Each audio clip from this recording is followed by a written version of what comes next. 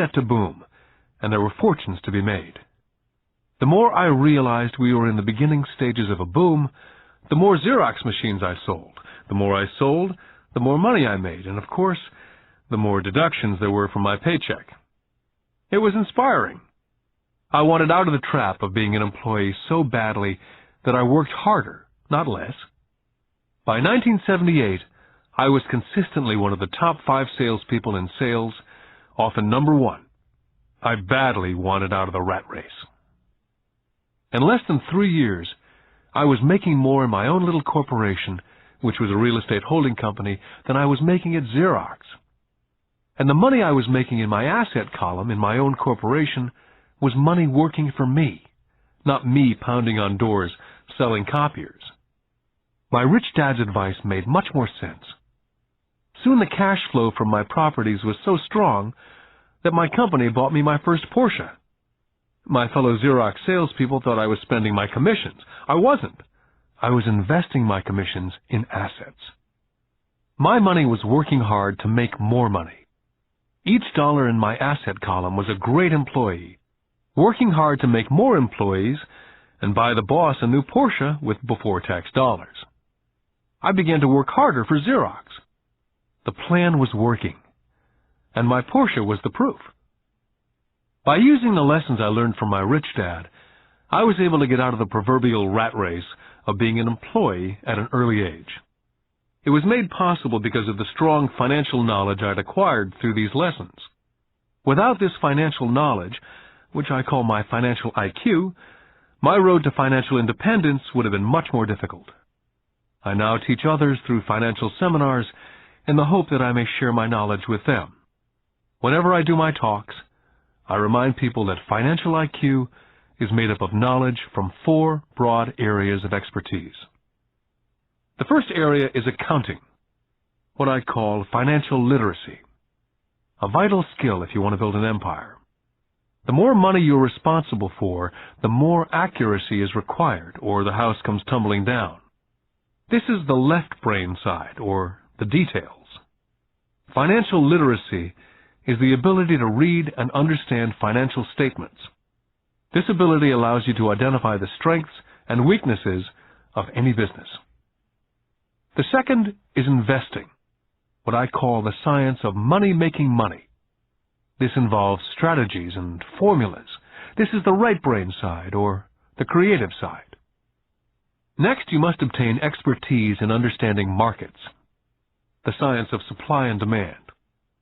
There's a need to know the technical aspects of the market, which is emotion-driven. The Tickle Me Elmo doll during Christmas 1996 is a case of technical or emotion-driven market. The other market factor is the fundamental or the economic sense of an investment. Does an investment make sense, or does it not make sense based on the current market conditions? Finally, you must understand the law.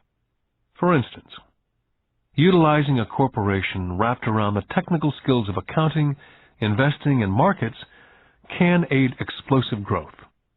An individual with the knowledge of the tax advantages and protection provided by a corporation can get rich so much faster than someone who's an employee or a small business sole proprietor.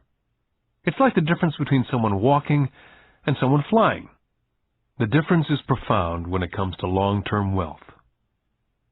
A corporation can do so many things that an individual cannot, like pay for expenses before it pays taxes. That is a whole area of expertise that is so exciting, but not necessary to get into unless you have sizable assets or a business. Employees earn and get taxed, and they try to live on what's left. A corporation earns, spends everything it can, and is taxed on anything that's left. It's one of the biggest legal tax loopholes that the rich use. They're easy to set up and are not expensive if you own investments that are producing good cash flow. For example, by owning your own corporation, car payments, insurance, repairs are company expenses. Most restaurant meals are partial expenses, and on and on. All are paid for legally with pre-tax dollars. Lesson 5. The rich invent money. I've been teaching professionally since 1984. It's been a great experience and rewarding. It's also a disturbing profession, for I've taught thousands of individuals, and I see one thing in common in all of us, myself included. We all have tremendous potential, and we are all blessed with gifts. Yet the one thing that holds all of us back is some degree of self-doubt. It's not so much the lack of technical information that holds us back, but more the lack of self-confidence. Some are more affected than others. Once we leave school, most of us know that it's not as much a matter of college degrees or good grades that count. In the real world, outside of academics, something more than just grades is required. I've heard it called guts, chutzpah, balls, audacity, bravado, cunning, daring, tenacity, and brilliance. This factor, whatever it's labeled, ultimately decides one's future much more than school grades. Inside each of us is one of these brave, brilliant, and daring characters. There's also the flip side of that character. People who could get down on their knees and beg if necessary. After a year in Vietnam as a Marine Corps pilot, I intimately got to know both of those characters inside of me. One is not better than the other. Yet as a teacher, I recognized that it was excessive fear and self-doubt that were the greatest detractors of personal genius. It broke my heart to see students know the answers, yet lack the courage to act on the answer. Often in the real world, it's not the smart that get ahead, but the bold. In my personal experience, your financial genius requires both technical knowledge as well as courage. If fear is too strong, the genius is suppressed. In my classes, I strongly urge students to learn to take risks, to be bold, to let their genius convert that fear into power and brilliance. It works for some and just terrifies others. I've come to realize that for most people, when it comes to the subject of money, they would rather play it safe. I've had to field questions such as, why take risks? Why should I bother developing my financial IQ? Why should I become financially literate? And I answer, just to have more options. There are huge changes up ahead. There will be 100 people like Bill Gates and hugely successful companies like Microsoft created every year, all over the world. And there also will be many more bankruptcies, layoffs, and downsizing. So why bother developing your financial IQ? Because if you do, you will prosper greatly. And if you don't, this period of time will be a frightening one. Land was wealth 300 years ago. So the person who owned the land owned the wealth. Then it was factories and production. And America rose to dominance. The industrialist owned the wealth. Today, it's information. And the person who has the most timely information owns the wealth. The problem is, information flies all around the world at the speed of light. The new wealth cannot be contained by boundaries and borders as lands and factories were. The changes will be faster and more dramatic. There will be a dramatic increase in the number of new multimillionaires. There also will be those who are left behind. Today I find so many people struggling, often working harder, simply because they cling to old ideas. They want things to be the way they were. They resist change. I know people who are losing their jobs or their houses, and they blame technology or the economy or their boss. Sadly, they fail to realize that they might be the problem. Old ideas are their biggest liability. It's a liability simply because they fail to realize that while that idea or way of doing something was an asset yesterday, yesterday is gone. One afternoon I was teaching investing, using a game I'd invented, cash flow, as a teaching tool. A friend had brought someone along to attend the class. This friend of a friend was recently divorced, had been badly burned in the divorce settlement, and was now searching for some answers. Her friend thought the class might help. The game was designed to help people learn how money works. In playing the game, they learn about the interaction of the income statement with the balance sheet. They learn how cash flows between the two, and how the road to wealth is through striving to increase your monthly cash flow from the asset column to the point that it exceeds your monthly expenses. Once you accomplish this, you're able to get out of the rat race and onto the fast track. As I've said, some people hate the game, some love it, and others miss the point. This woman missed a valuable opportunity to learn something. In the opening round, she drew a doodad card with the boat on it.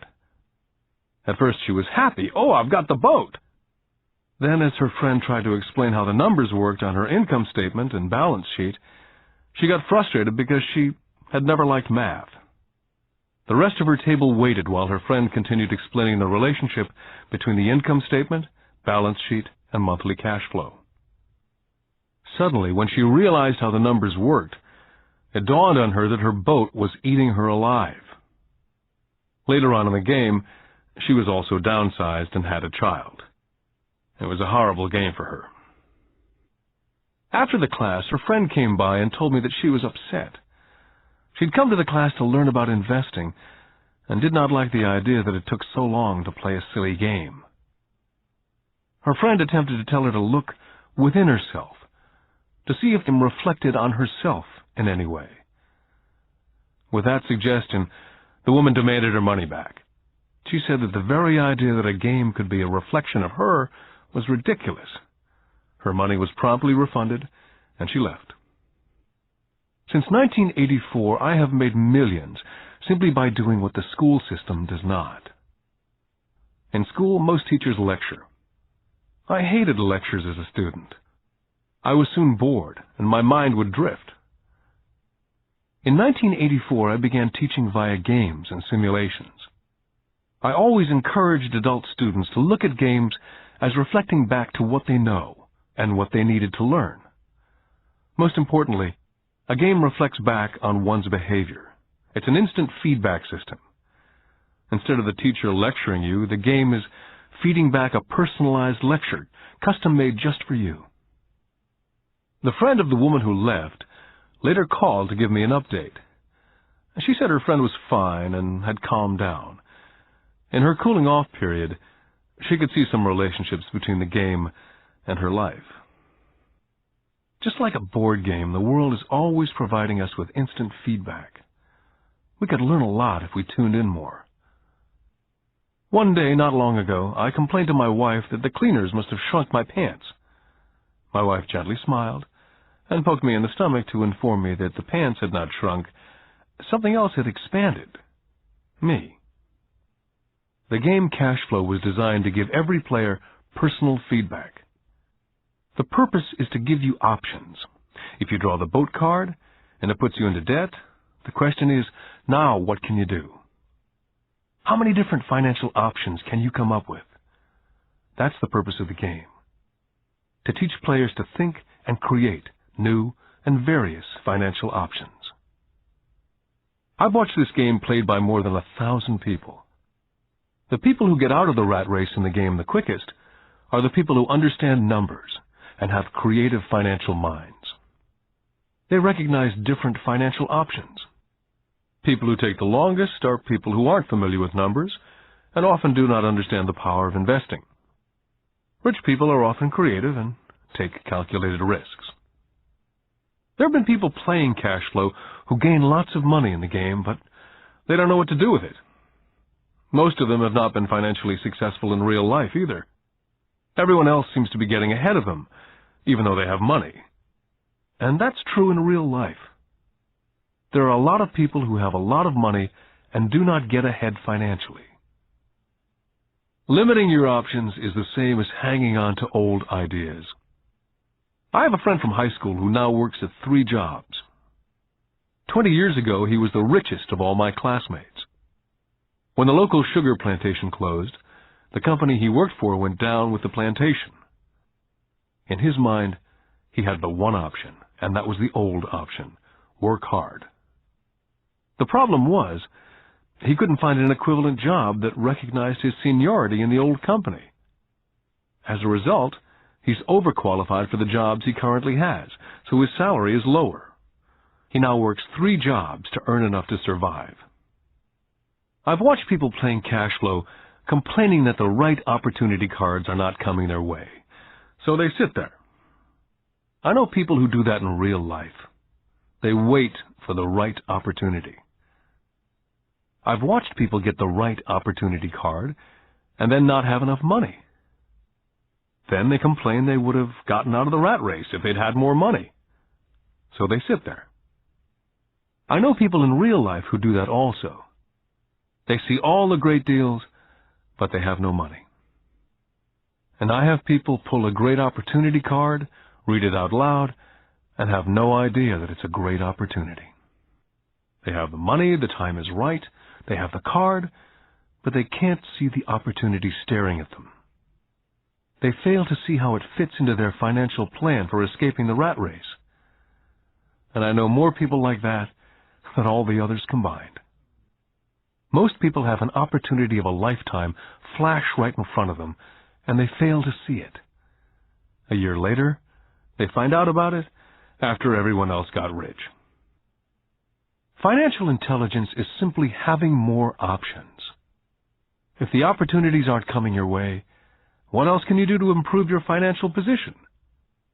If an opportunity lands in your lap and you have no money and the bank won't talk to you, what else can you do to get the opportunity to work in your favor?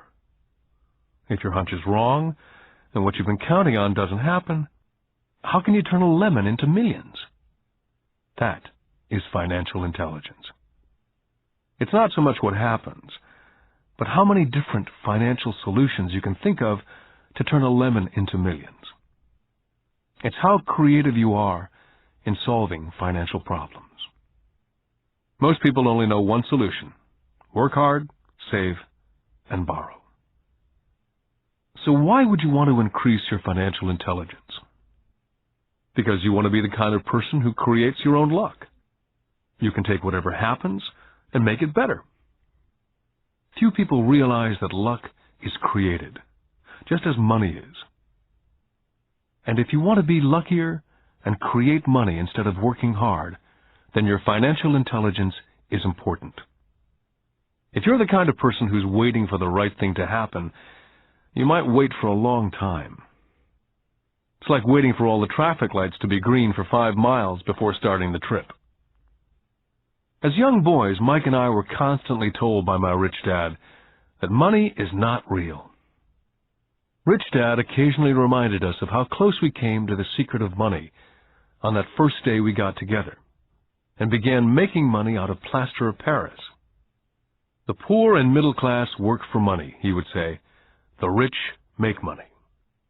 The more real you think money is, the harder you will work for it. If you can grasp the idea that money is not real, you will grow richer faster. What is it? Was a question Mike and I often came back with. What is money if it's not real? What we agree it is, was all Rich Dad would say. The single most powerful asset we all have is our mind.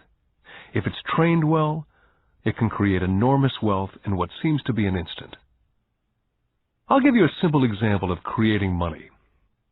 In the early 1990s, the economy of Phoenix was horrible. I was watching the TV show Good Morning America when a financial planner came on and began forecasting doom and gloom. His advice was to save money. Put $100 away every month, he said, and in 40 years you will be a multimillionaire. Well, putting money away every month is a sound idea. It is one option, the option most people subscribe to. The problem is this: it blinds the person from what's really going on. They miss major opportunities for much more significant growth of their money. The world is passing them by. As I said, the economy was terrible at that time. For investors, this is the perfect market condition. A chunk of my money was in the stock market and in apartment houses. I was short of cash. Because everyone was giving stuff away, I was buying. I was not saving money, I was investing. My wife and I had more than $1 million in cash working in a market that was rising fast. It was the best opportunity to invest. The economy was terrible, I just could not pass up these small deals. Houses that were once $100,000 were now $75,000. But instead of shopping at the local real estate office, I began shopping at the bankruptcy attorney's office or the courthouse steps. In these shopping places, a $75,000 house could sometimes be bought for $20,000 or less. For $2,000, which was loaned to me from a friend for 90 days for $200, I gave an attorney a cashier's check as a down payment. While the acquisition was being processed, I ran an ad in the paper advertising a $75,000 house for only $60,000 and no money down. The phone rang hard and heavy. Prospective buyers were screened, and once the property was legally mine, all the prospective buyers were allowed to look at the house. It was a feeding frenzy. The house sold in a few minutes. I asked for a $2,500 processing fee, which they gladly handed over, and the escrow and title company took over from there. I returned the $2,000 to my friend with an additional $200. He was happy, the home buyer was happy, the attorney was happy, and I was happy. I'd sold a house for $60,000 that cost me $20,000. The $40,000 was created from money in my asset column in the form of a promissory note from the buyer. Total working time, 5 hours. During this depressed market, my wife and I were able to do 6 of these simple transactions in our spare time. While the bulk of our money was in larger properties in the stock market, we were able to create more than $190,000 in assets, notes at 10% interest, in those 6 buy, create, and sell transactions. That comes to approximately $19,000 a year income, much of it sheltered through our private corporation. Much of that $19,000 a year goes to pay for our company cars, gas, trips, insurance, dinners with clients, and other things. By the time the government gets a chance to tax that income, it's been spent on legally allowed pre-tax expenses. This was a simple example of how money is invented, created, and protected using financial intelligence. Ask yourself how long it would take to save $190,000. Would the bank pay you 10% interest on your money? And the note is good for 30 years. I hope they never pay me the $190,000. I have to pay a tax if they pay me the principal. And besides, $19,000 paid over 30 years is a little over $500,000 in income. The math is simple. You don't need algebra or calculus. I don't write much because the escrow company handles the legal transaction and the servicing of the payments. I have no roofs to fix or toilets to unplug because the owners do that. It's their house. Occasionally someone does not pay, and that's wonderful because there are late fees, or they move out and the property is sold again.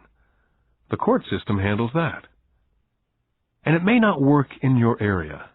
The market conditions may be different, but the example illustrates how a simple financial process can create hundreds of thousands of dollars with little money and low risk.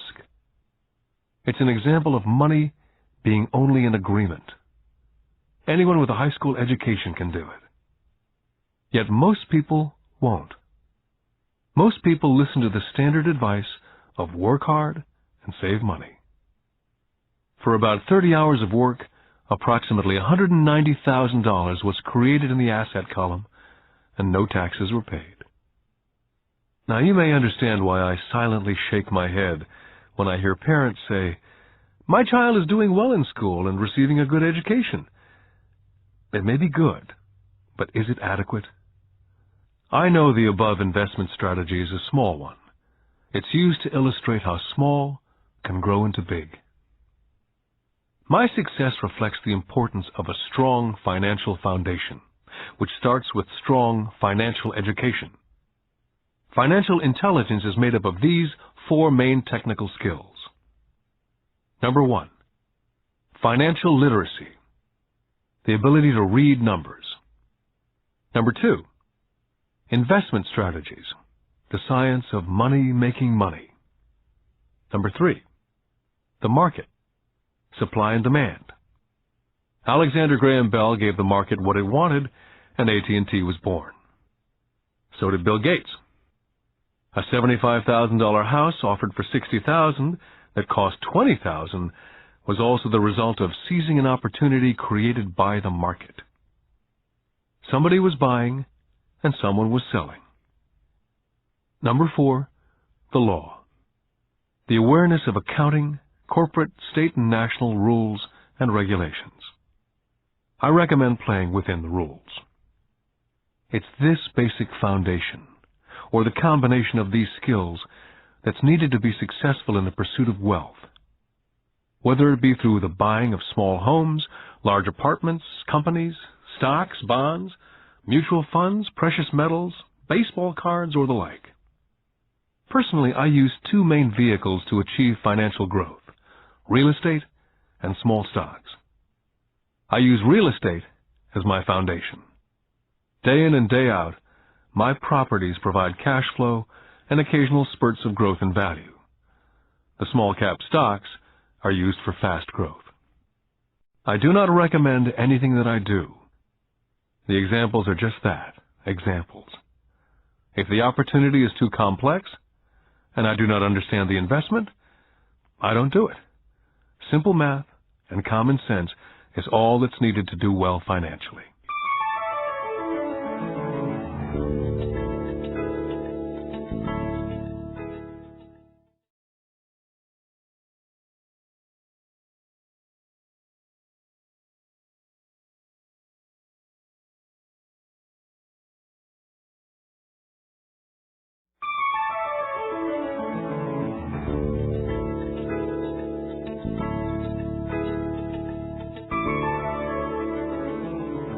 Lesson 6.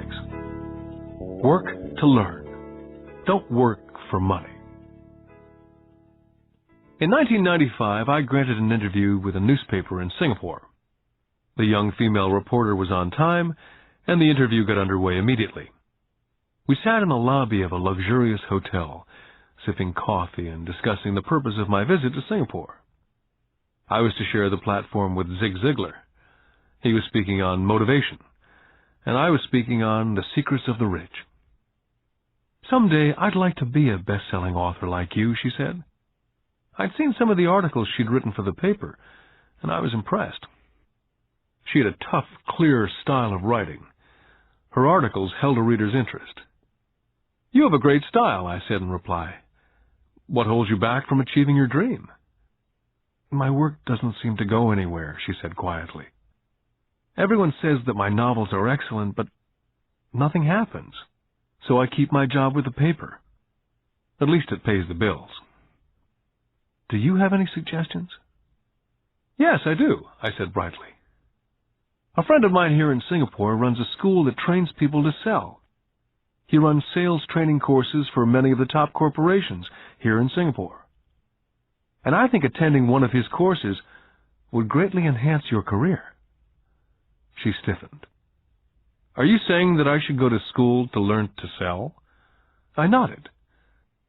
"I have a master's degree in English literature. Why would I go to school to learn to be a salesperson? I'm a professional." She was now packing her briefcase forcibly. The interview was over. On the coffee table sat a copy of my first book. I picked it up as well as the notes that she jotted down on her legal pad. "Do you see this?" I said, pointing to her notes. She looked down at her notes. "What?" she said, confused. Again, I pointed deliberately to her notes. On her pad, she'd written, "Robert Kiyosaki, best-selling author." It says best-selling author, not best-writing author. Her eyes widened immediately. "I'm a terrible writer. You're a great writer. I went to sales school. You have a master's degree. Put them together and you get a best-selling author and a best-writing author." Anger flared from her eyes. "I'll never stoop so low as to learn how to sell. People like you have no business writing. I'm a professionally trained writer, and you're a salesman. It's not fair." The rest of her notes were put away, and she hurried out through the large glass doors into the humid Singapore morning. At least she gave me a fair and favorable write-up the next morning. The world is filled with